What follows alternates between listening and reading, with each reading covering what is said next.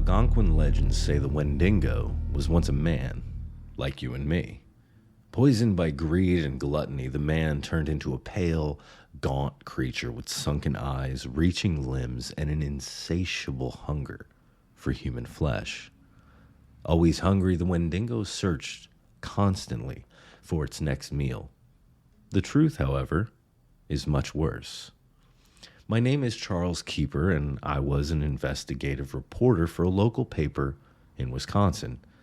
If that sounds impressive, then you have the completely wrong idea about my career. Mostly, they sent me out to the middle of nowhere to investigate supernatural events and creatures. Half of the people I talked to were pulling their bullshit stories out of their ass, and the other half were hopelessly deluded. Not exactly a perfect job, but hey, whatever puts food on the table, right?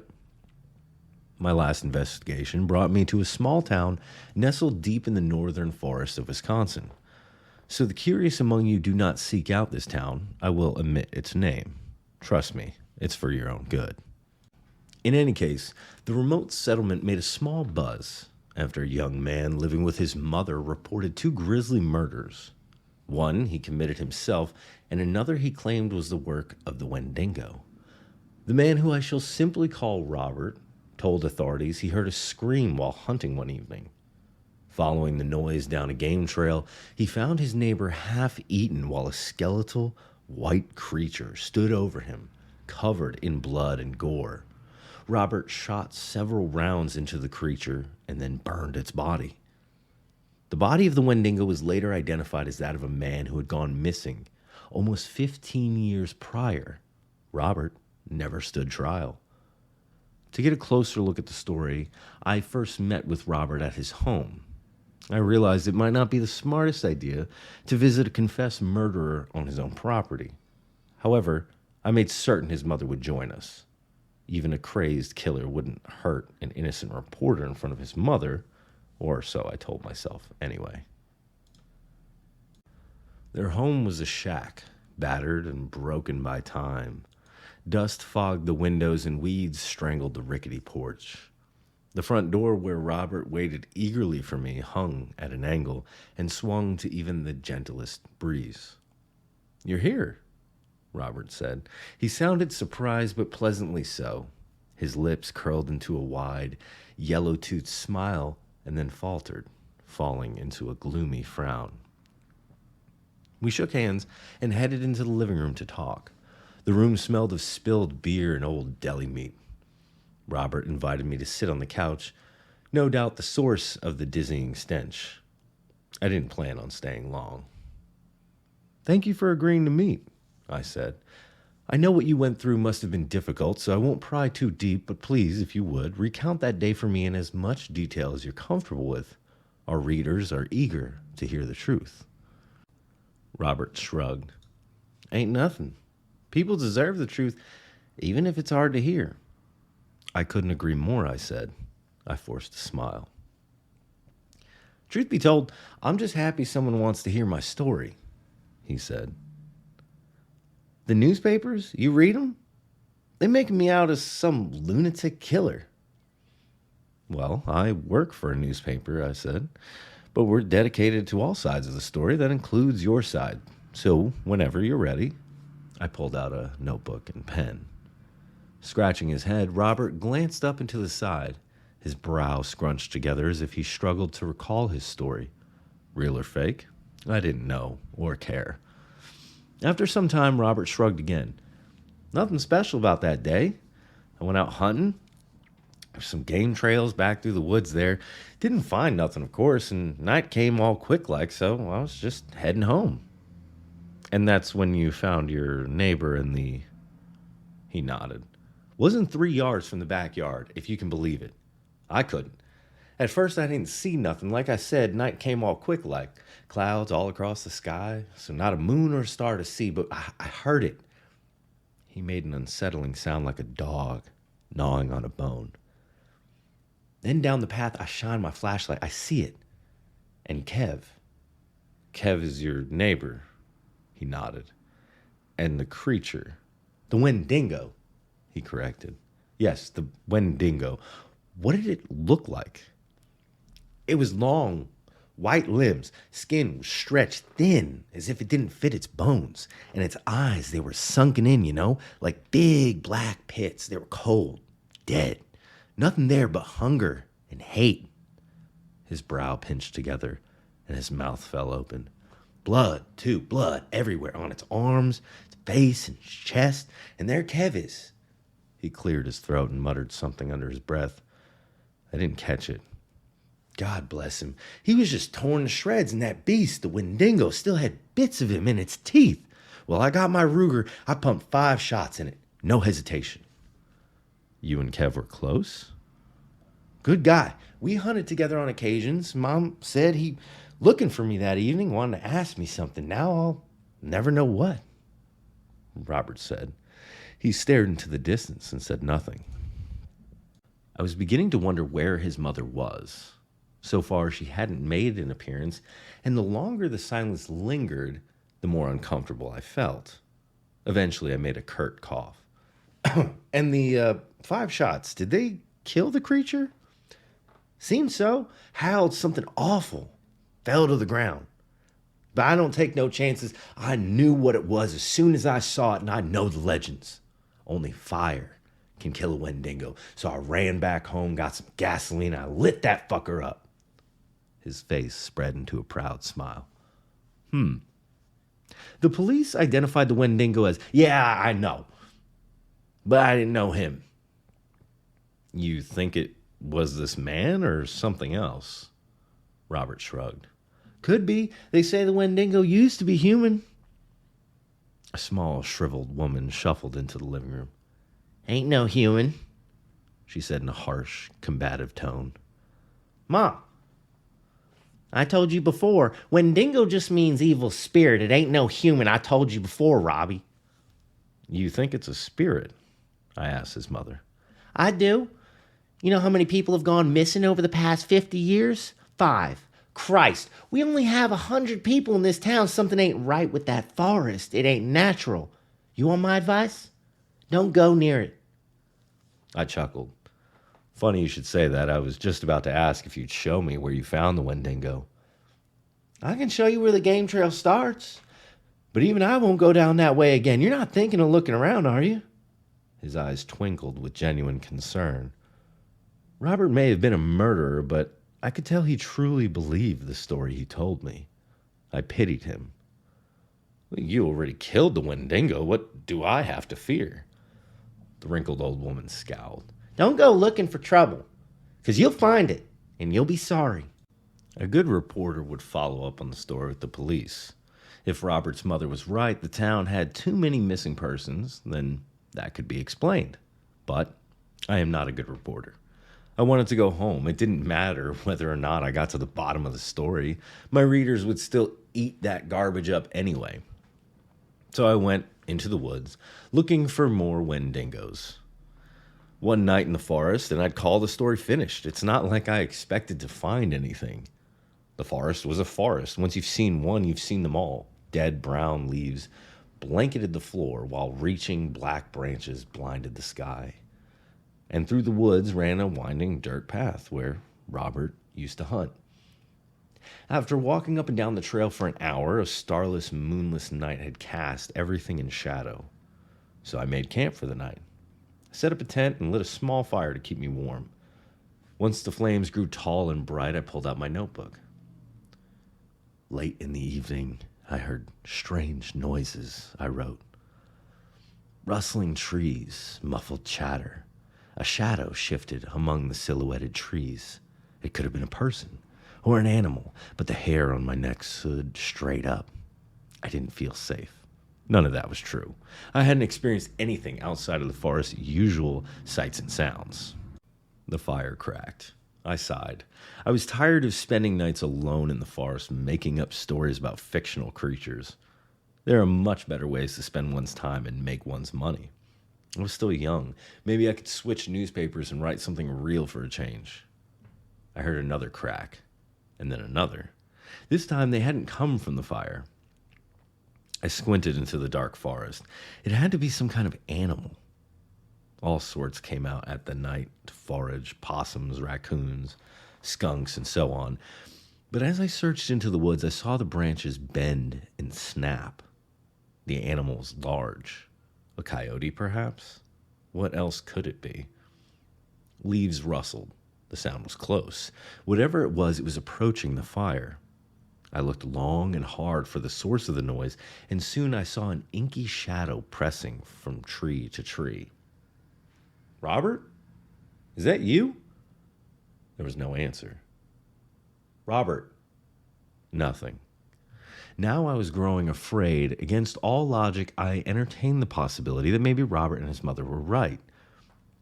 Maybe there was such thing as Wendigos and evil spirits. God, I hope not. Just in case, I grabbed a log and lit one end in the fire. Robert said only fire could kill a Wendigo. It was probably bullshit, but, better safe than sorry. Before long, the noises stopped. I waited and listened with the flaming log in hand.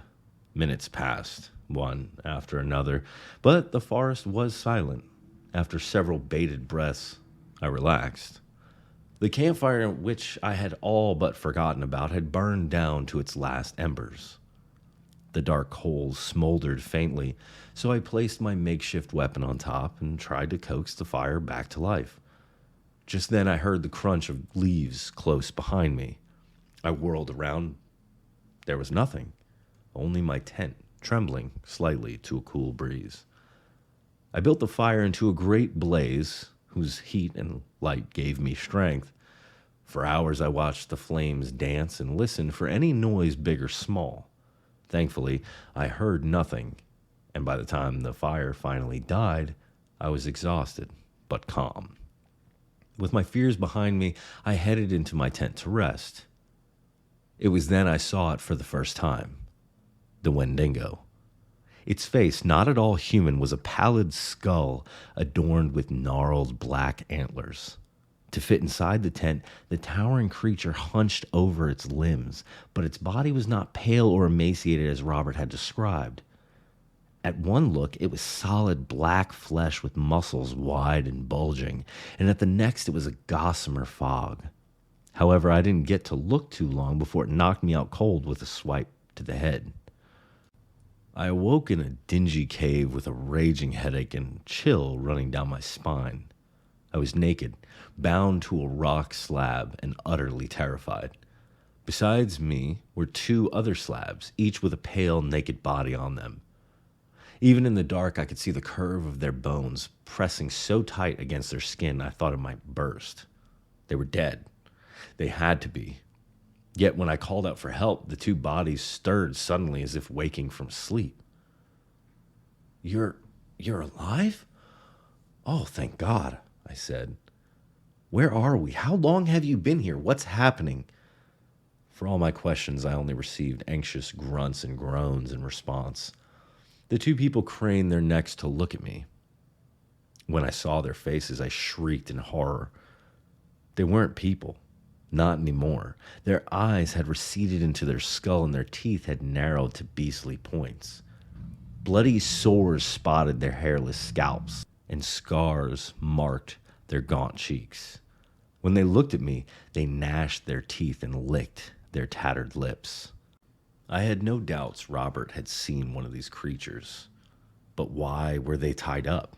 And what was the creature I saw in my tent? I didn't know. All three stone slabs faced a long, gaping tunnel that stabbed deep into the hillside. Far from the touch of light, I strained to see its end, yet I could see nothing. And as I looked deeper into the tunnel, I saw a white skull and black antlers emerge silently. Hey! Hey! I said. Who are you? What do you want? The creature eyed me with a hollow stare and then sank back into the darkness. My heart raced in my chest as I struggled against my restraints, but they would not budge. I felt around for something to help me escape, but the ropes pressed down on my wrists. I could only reach fruitlessly with the tips of my fingers. No, no, no, I muttered in a shrill, frantic voice. No, please, help me, help! My breaths grew short and shallow until my lungs trembled. No matter how hard I gasped, I couldn't get enough air. Soon, my vision spun and went black. When next I woke up, I found my captor seated on a rock. Though it had no eyes to blink, the creature was staring at me. "What do you want?" It cocked its head to the side, but said nothing. "You aren't human. What are you? A ghost? A spirit?" The creature grumbled low in its throat. "A spirit, is that it?" The creature murmured in a deep guttural voice. Whatever words it spoke, it was no language I had heard before. "A demon? A Wendigo? Or something?" "Wendigo," it said in a menacing tone. The Wendigo stood and approached me. It lowered its hand toward my bare chest and then growled. Then pulling its hand back, the Wendigo turned and walked towards the next captive. The pale beast on the table was already squirming with anticipation. "What do you want?" I asked again. The creature spoke several words in its foreign tongue. "I don't understand." "Food must starve," it said as it scanned the captive's willowy body. I had no idea what that meant, but I didn't like the sound of it. I hurled another barrage of questions at the Wendigo, but this time it ignored me. From out of thin air, the Wendigo produced a short steel knife. Without hesitation, he pressed the keen blade against the captive's sickly white skin. The beast wailed in pain as the Wendigo shaved off a sliver of skin. But when the deed was done, the bony creature raised its head. Mouth agape, it stretched towards the slice of flesh like a flower to the sun. Then, chanting, the Wendigo fed its prisoner. In an instant, the meager strip of flesh was gone, consumed without second thought. But the chants continued for several moments more, and when they finally ended, the pale beast began to whimper. It shrank in on itself and trembled, visibly. Delighting in its fear, the Wendigo chuckled. Then, after a long, disturbingly silent moment, the Wendigo thrust its hands into the beast's stomach. Soon the cave filled with the victim's shrieks of horror and pain, and the Wendigo's moans of pleasure. I closed my eyes, too scared to watch. Several minutes passed before the screams finally died down. I cracked open my eyes. Somehow the pale creature's stomach was untouched. Even so, it continued to writhe on the slab, traumatized and in agony. As for the Wendigo, it had moved on to the next victim. Cruel laughter rumbled low in the cave, accented by the shrill whimpers of the imprisoned. The ritual was about to begin again. I heard the cry of steel and of pain and of pleasure. Organs squished and groaned. Blood sloshed and spilled. All the while, I wondered when it would be my turn to suffer under the Wendigo's touch. However, when the Wendigo finished, it merely turned and disappeared down the tunnel. It was not yet my time. Time, they say, is relative. And in that cave, with no light to signal the day, it could have been days, weeks, or even months that I stayed strapped to that stone. Hunger gnawed at my belly, aching worse than anything I've ever felt before. At times, I caught the Wendigo watching me from the shadows as if waiting for something. But he didn't say or do anything. He continued to torture the other prisoners, but not. After that, he returned to the tunnel and disappeared for hours on end. With the Wendigo gone, I searched for some way to free myself, but I could think of nothing. One day I heard the wind howl from somewhere behind me. Another day I heard rain patter gently against stone. The exit couldn't have been too far away, but still too far from reach.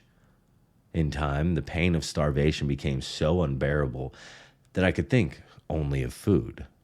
I even chewed off the dried flakes of my lips in a desperate attempt to fill my belly, but it didn't even touch my hunger. God, I would have eaten anything if you put it in front of me. Of course, this was exactly what the Wendigo was waiting for. "Food must starve," it had said. It didn't take long to figure out what that meant. I had watched the Wendigo enough to know it wasn't torturing the other prisoners. It was feeding off their pain, their starvation, their hunger. When the Wendigo stood before me one day, I knew it was time. I had starved enough. My heart quaked when I felt the Wendigo's short steel blade. But I suffered the pain with pride. I didn't shout. I didn't cry. The Wendigo had not broken me yet. And when my flesh was forced into my mouth, I spit it back out at the cruel spirit. However, the Wendigo didn't care. It hacked off another chunk of meat, grabbed my jaw in a firm grip, and shoved the flesh down my throat. As I swallowed my pride and flesh both, the Wendigo muttered in its demonic tongue. The words meant nothing to me. Even so, I felt a strange sensation seep into my veins as if my achy, unrelenting hunger had expanded out of my stomach and into the rest of my body. While I pondered what was happening to me, the Wendigo forced its hands into my abdomen. Its fingers throbbed as they wrapped around my stomach, twisting it and tearing it open. My entrails surrendered to the Wendigo, bursting under its strong grip. The pain was unimaginable. I roared in agony while the Wendigo moaned in delight. No man or woman should have to endure what I did. Worse than the pain and the Wendigo's pleasure was the knowledge I could do nothing to stop it. I was helpless. Not just then, but for years. I thought I would grow accustomed to the torture, resign myself to it. But pain is a funny thing. When you feel it intense enough and often enough, you don't grow numb to it. You grow more sensitive. It traumatizes you. Every moment of every day you fear it, scared and helpless. That's what I was for so many years. You may have wondered how I survived so long on just meager scraps carved from my body. The Wendigo did something to me and the others. Call it a spell or a curse or whatever you want, but I survived. I survived and I starved so the Wendigo could feed for years to come.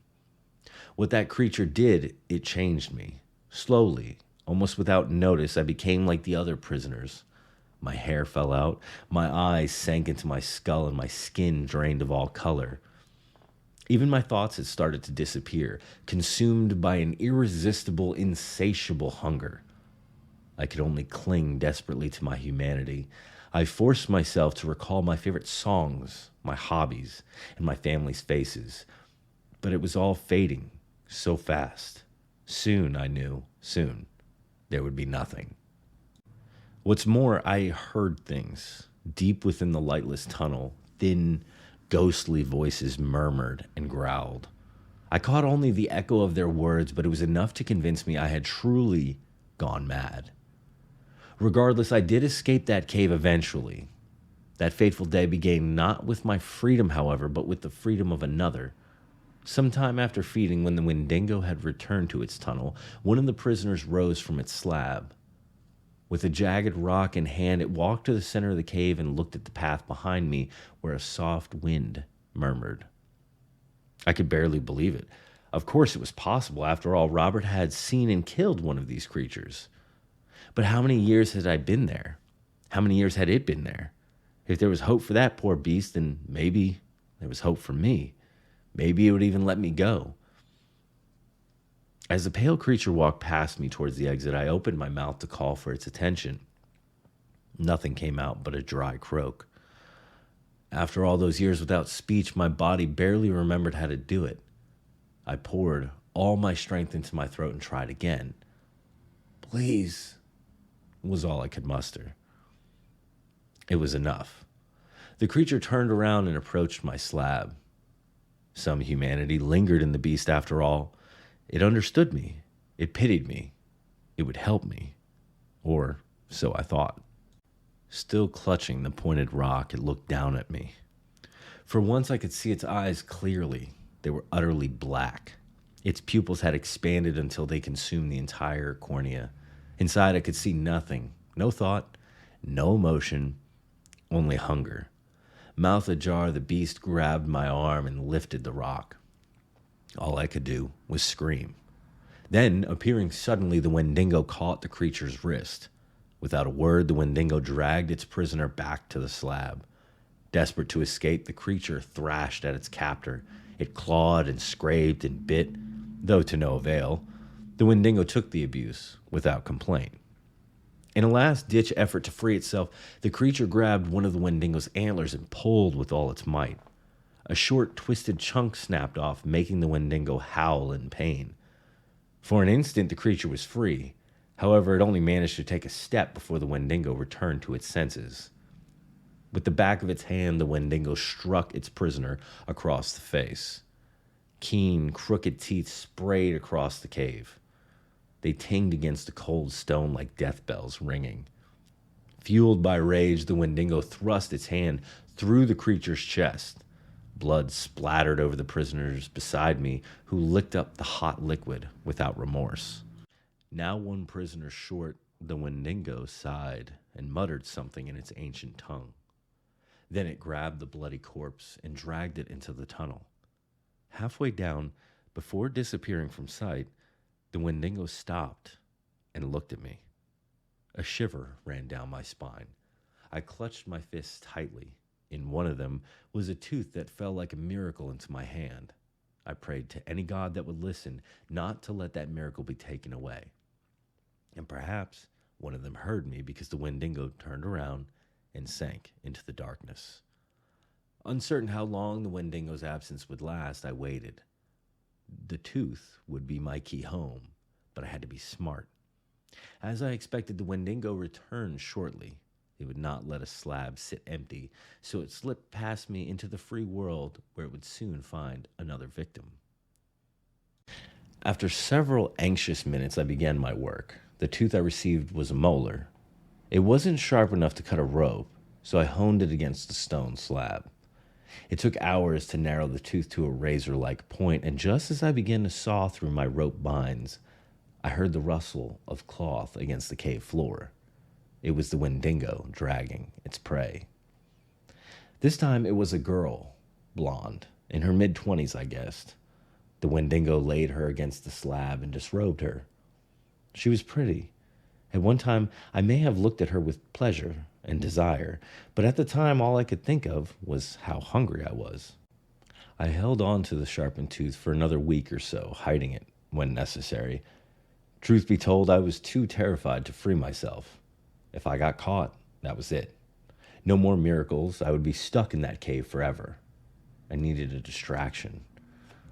One day, as the Wendigo carved a sliver of flesh from my thigh, a thin beam of light penetrated our chamber.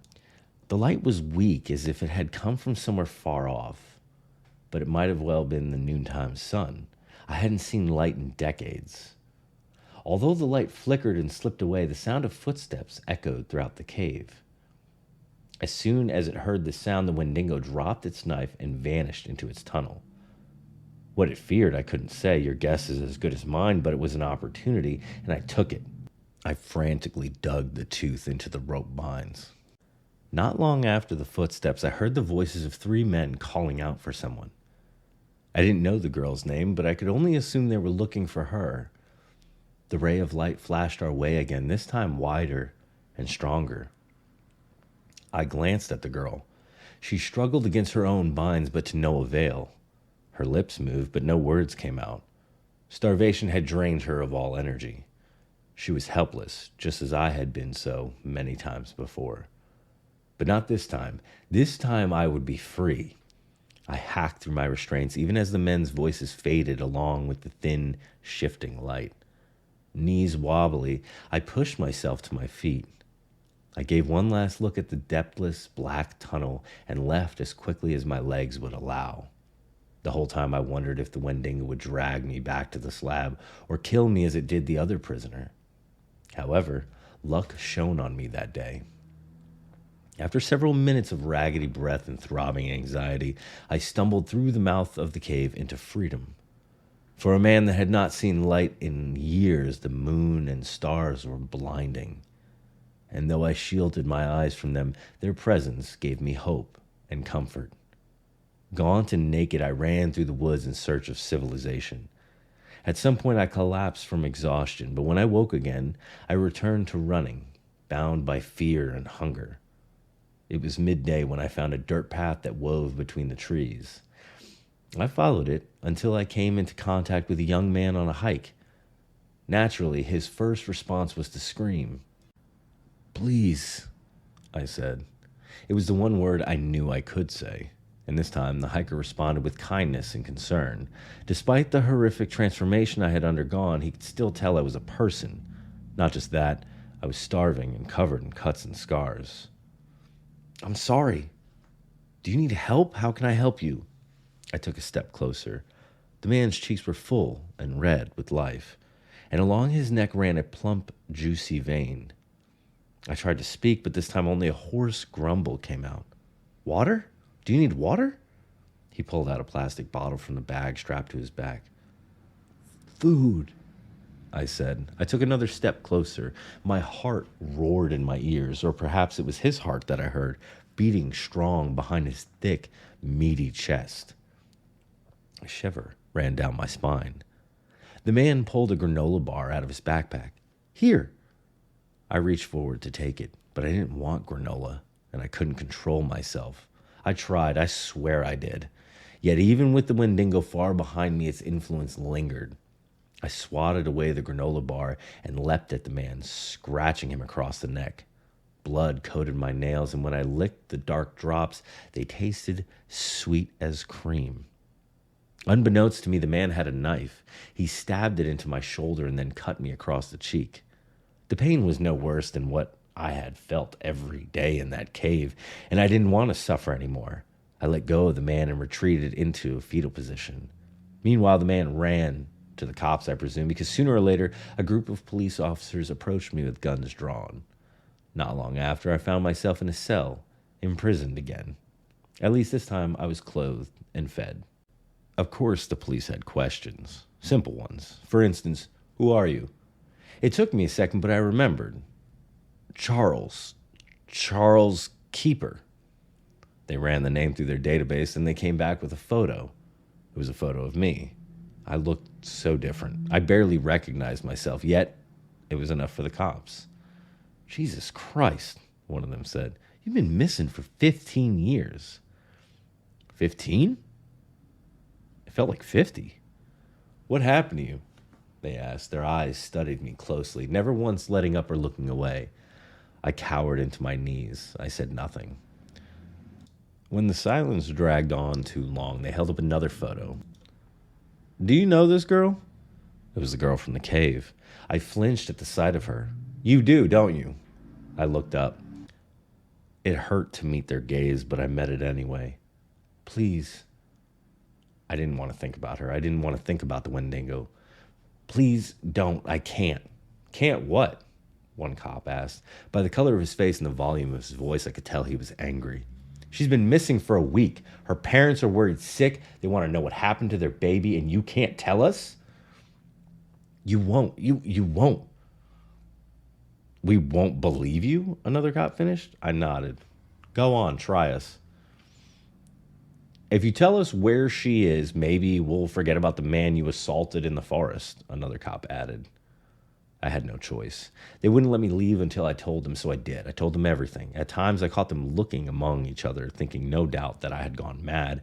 But on the whole, they were receptive. They tried to make reason of my story. Maybe the Wendigo was just a man in a costume. Maybe the trauma of my torture had altered my memories.